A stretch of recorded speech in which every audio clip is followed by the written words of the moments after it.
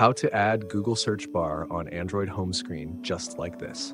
All right, so start by locating an empty area on your home screen. Tap and hold on that space until a menu appears. In the pop-up menu, select Widgets. This will display various widget options available on your device. Scroll through the widget list until you find the Google section.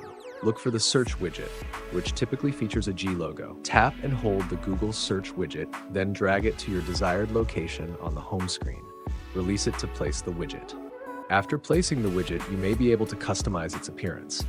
Long press the widget and look for a settings icon to adjust color, shape, or transparency.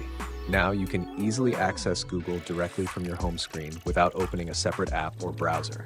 This process enhances convenience, allowing quick searches for information, images, or news right from your home screen. Enjoy seamless access to Google.